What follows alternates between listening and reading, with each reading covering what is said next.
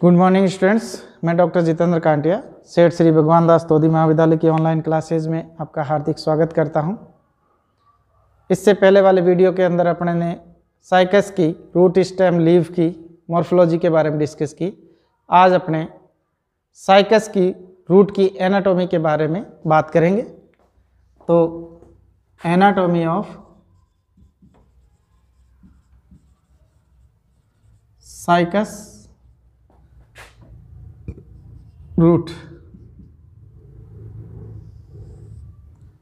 Cycas root की आंतरिक संरचना या इंटरनल स्ट्रक्चर ऑफ, अपन इसको क्या कह सकते हैं, या internal structure of cycas root. Cycas root की आंतरिक संरचना के बारे में अपन कह सकते हैं इसको कि साइकस की आंतरिक संरचना के बारे में अध्ययन करेंगे। यदि अपन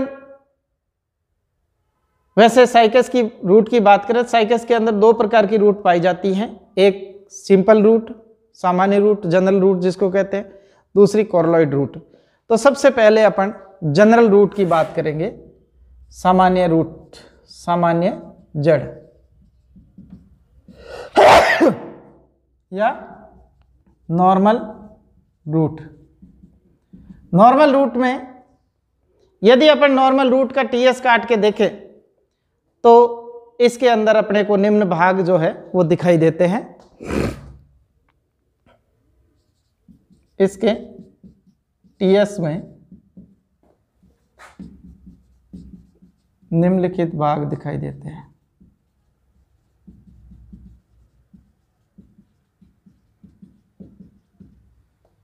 पहला एपिब्लेमा,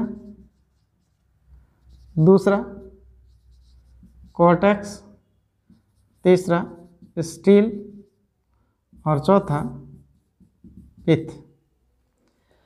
देखिए, अपने सबसे पहले पॉइंट अपने एपिब्लेमा के बारे में बात करें तो एपिब्लेमा रूट की सबसे आउटर मोस्ट लेयर होती है। इसकी सेल्स जो है पतली भित्ति वाली होती हैं और इस पर रूट हेयर उपस्थित होते हैं, मूल रोम उपस्थित होते हैं और मूल रोम जो है वो अल्पकालिक होते हैं, कुछ समय के लिए ही इसमें उपस्थित होते हैं।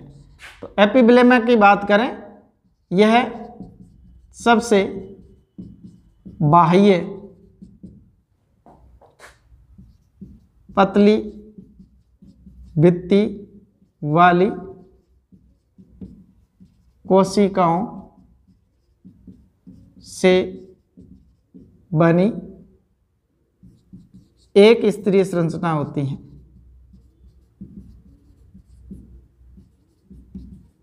है जिस पर मूल रोम यानी रूट हेयर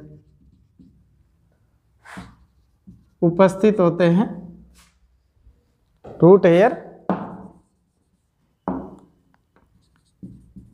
उपस्थित होते हैं तथा जो अल्पकालिक होते हैं, जो अल्पकालिक होते हैं, अल्पकालिक होते हैं।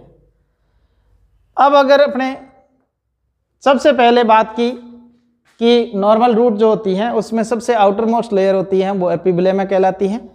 एपिब्लेमा जो है वो पतली भित्ति वाली एक स्तरीय कोशिकाओं से बनी हुई एक स्तरीय परत होती है।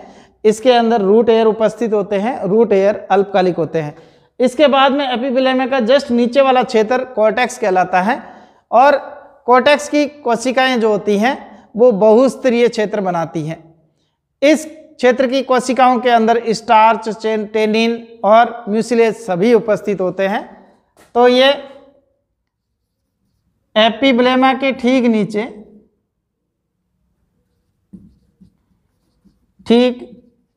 नीचे का बहुस्तरीय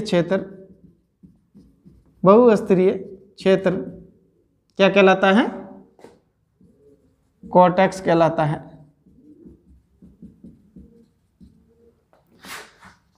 इस क्षेत्र की सेल्स में इस क्षेत्र की सेल्स में टेनिन, स्टार्च तथा म्यूसिलेज पाया जाता है। इस क्षेत्र की कोशिकाओं कैसी होती है?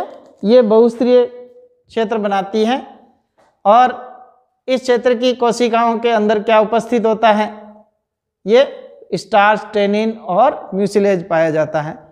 और इस क्षेत्र की सबसे इनरमोस्ट लेयर जो होती है वो एंडोडर्मिस बनाती है, जिसमें कैस्पेरियन पट्टिकाएं उपस्थित होती हैं। इस क्षेत्र की सबसे भीतरी परत एंडोडर्मिस बनाती हैं, जिसमें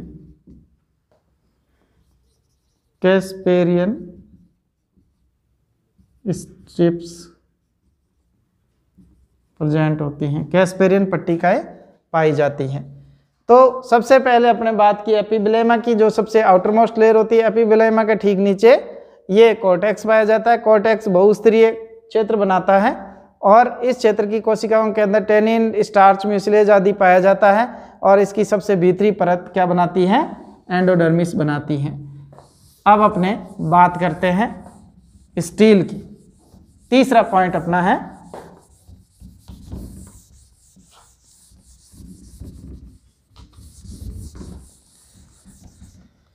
थर्ड पॉइंट, स्टील या रंभ।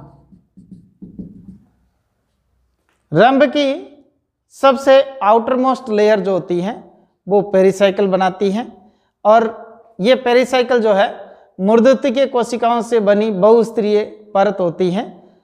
इसके अंदर की ओर जाइलम और फ्लोएम उपस्थित होते हैं। तो स्टील की सबसे आउटरमोस्ट लेयर, स्टील की सबसे बाह्य परत जो मूर्धत्वीय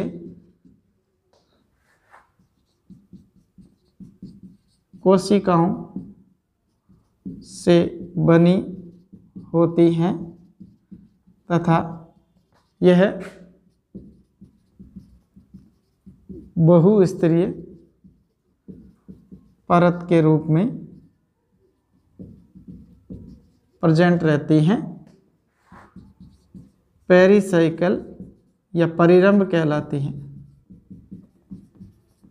पेरिसाइकिल या परिरंभ कहलाती हैं। परिरंभ कौन सी होती है? एंडोडर्मिस के ठीक अंदर की ओर। कॉर्टेक्स की सबसे इनरमोस्ट लेयर एंडोडर्मिस बनाती है, एंडोडर्मिस के ठीक नीचे की ओर। और स्टील की सबसे आउटरमोस्ट लेयर जो कि मूर्धत्वीय कोशिकाओं द्वारा बनी होती है और बहुस्तरीय क्षेत्र बनाती है, इसको पेरिसाइकिल कहा जाता है। पेरिसाइकिल के अंदर की ओर वैस्कुलर बंडल उपस्थित होते हैं। इसके भीतर की ओर वैस्कुलर बंडल या संवहन उपस्थित होते हैं। संवहन पूल उपस्थित होते हैं और संवहन पूलों में जाइलम, एक्जार्क,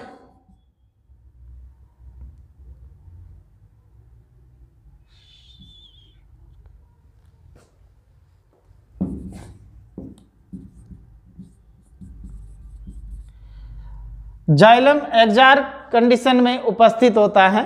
जाइलम मूर्धत्वीय, जाइलम पेरेन्काइमा तथा ट्रैकिड से बना होता है।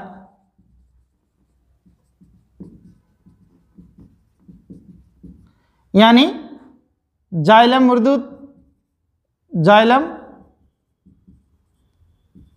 मृदुतक तथा वाहिनिकाओं से बना होता है।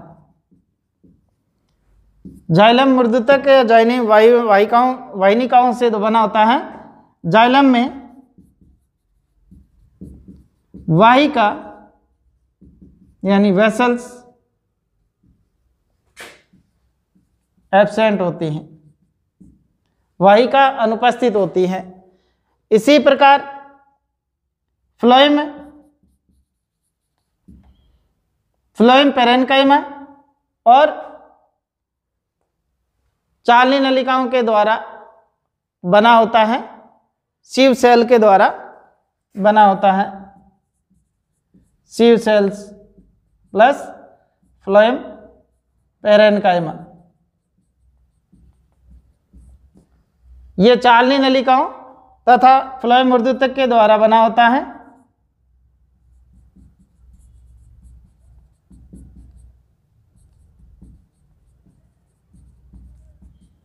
फ्लोएम ऊर्ध्वतक के द्वारा बना होता है। इसमें सह कोशिकाओं का अभाव होता है, इसमें सह कोशिकाओं का अभाव होता है, यानी companion cells are absent, companion cells इसमें अनुपस्थित होती हैं। तो ये अपने ने इसके स्टील के बारे में बात की। स्टील का सबसे भीतरी भाग जो होता है, केंद्रीय भाग जो होता है, वो किसका बना होता है? पित्त का बना होता है, पित्त या मज्जा। तो साइकस के रूट्स के अंदर मज्जा या तो अल्प विकसित होता है या अनुपस्थित होता है। तो पित्त इसमें अल्प विकसित या अनुपस्थित।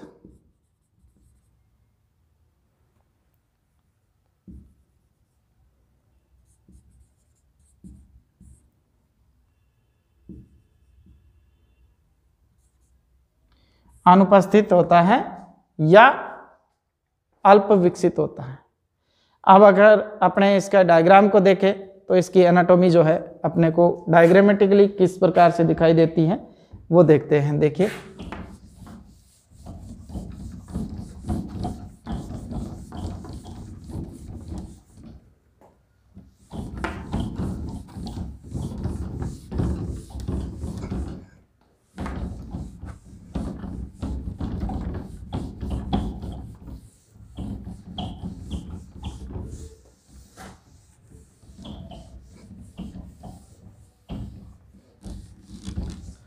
सबसे पहले अपन इसके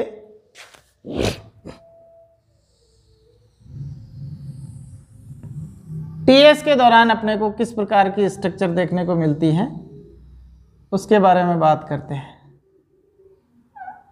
इसकी अगर अपने टीएस काटते हैं तो वो किस प्रकार से मिलती है उसके बारे में अपन बात करें।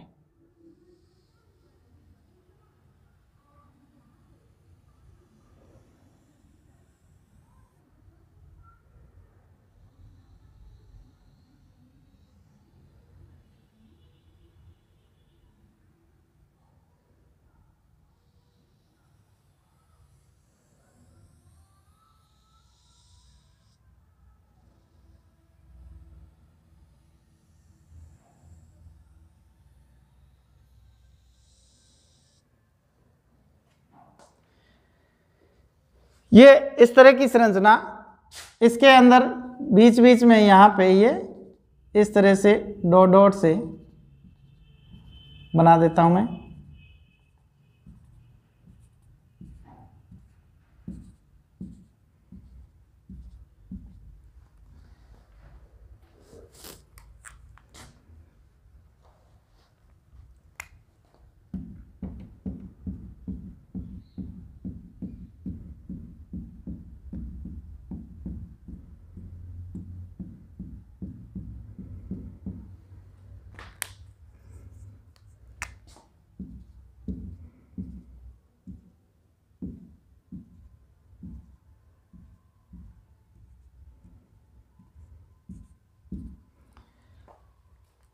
तो ये कॉर्टेक्स हो गया, वल्कुट हो गया, ये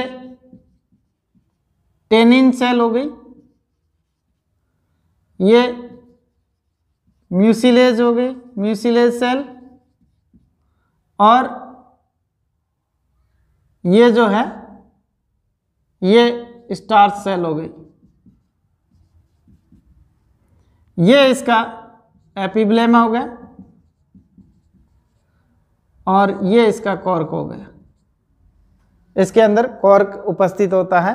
रूट एयर अपने ने बनाया नहीं, कुछ एक जगह पे इस तरह से रूट एयर उपस्थित होते हैं जो कि अल्पकालिक होते हैं। इसके बाद में ये इसकी एंडोडर्मिस हो गई।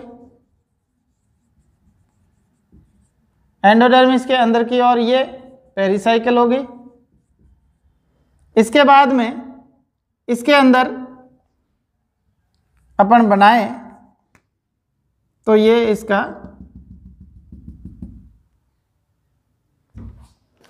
अपन इसको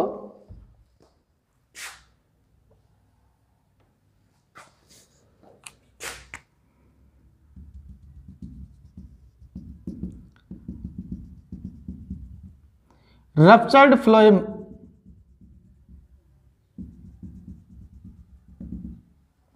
और इसके यहां पे ये अंदर की ओर ये जाइलम इस तरह से उपस्थित होता है।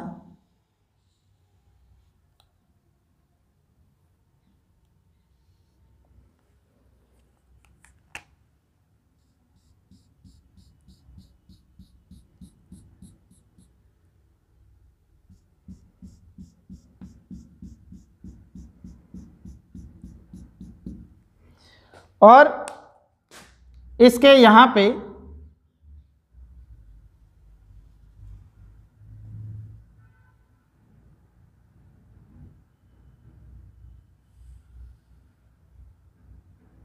ये इस तरह की संरचना इसमें उपस्थित होती है, जिसको अपन क्या कहते हैं, ये प्रोटोजाइलम और मेटाजाइलम के रूप में इसमें जाइलम जो है वो उपस्थित होता है।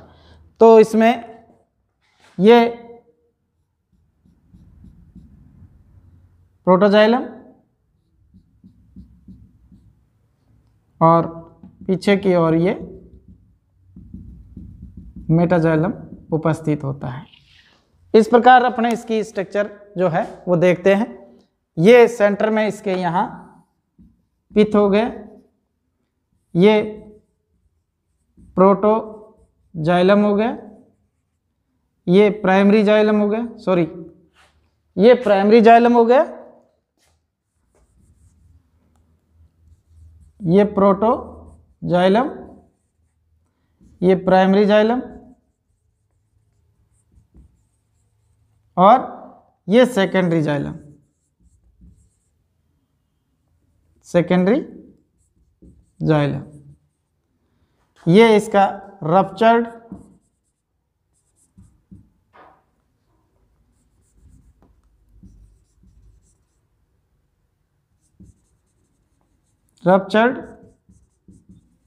फ्लोएम हो गया।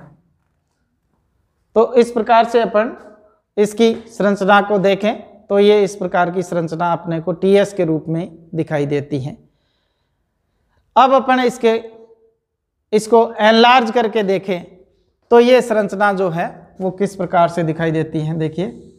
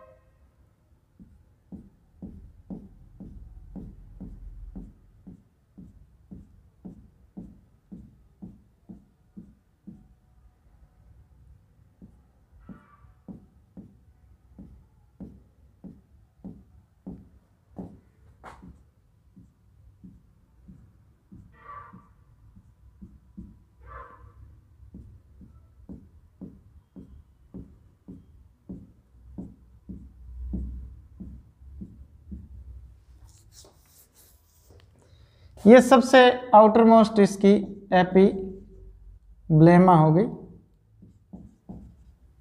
ये इसका कॉर्क हो गया।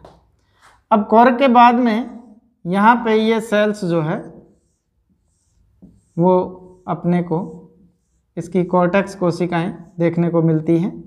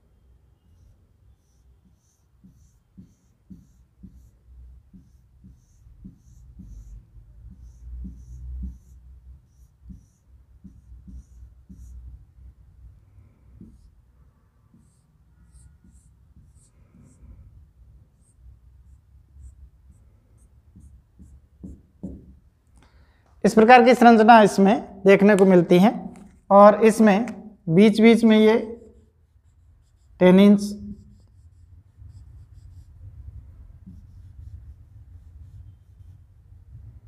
सेल्स के बीच बीच में ये स्टार्च जो है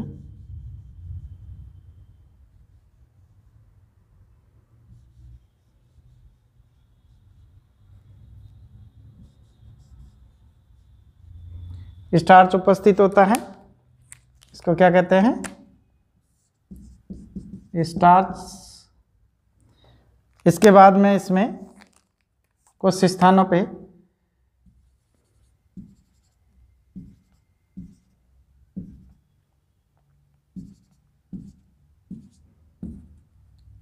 टेनिन उपस्थित होता है। टेनिन है और बीच बीच में इसमें कुछ सेल्स के अंदर म्यूसिलेज भी उपस्थित होता है। म्यूसिलेज ये इसमें एंडोडर्मिस, इसके बाद में ये पेरिसाइकल।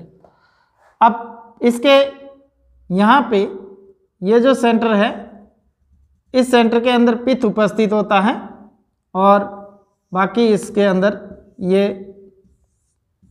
जाइलम जो है वो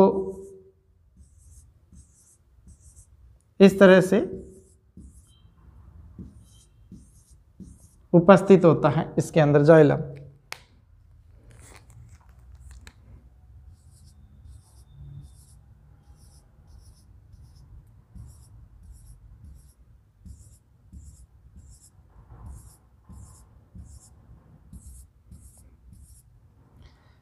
और इसके केंद्रीय भाग के अंदर ये जो पार्ट है, इसके अंदर सेल्स जो है वो उपस्थित होती हैं, जिसको अपन क्या कहते हैं?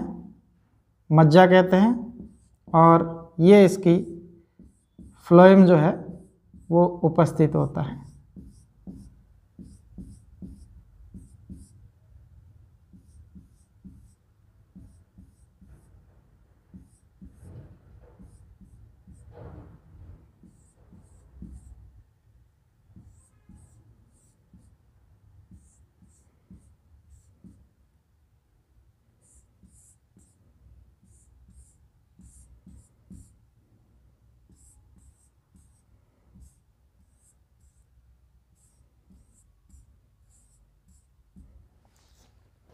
इस तरह से इसमें ये फ्लोएम उपस्थित होता है। जाइलम के बीच बीच में ये फ्लोएम उपस्थित अपने को दिखाई देता है।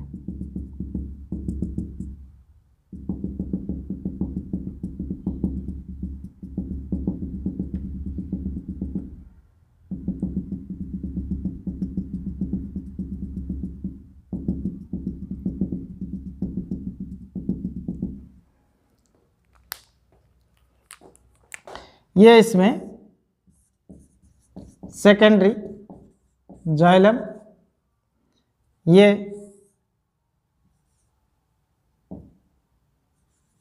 प्रोटोजाइलम,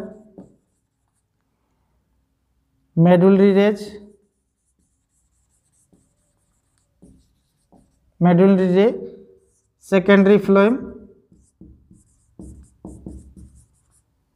और प्राइमरी फ्लोएम, और यहाँ पे ये इसमें पित्त उपस्थित होता है। ये TS of cycas normal root, cycas normal root की टीएस जो है वो अपने को इस प्रकार की संरचना के रूप में दिखाई देती है। तो आज अपने ने साइकस की नॉर्मल रूट की इंटरनल स्ट्रक्चर के बारे में डिस्कस किया। आज के लिए यही, बाकी नेक्स्ट वीडियो में, तब तक के लिए धन्यवाद।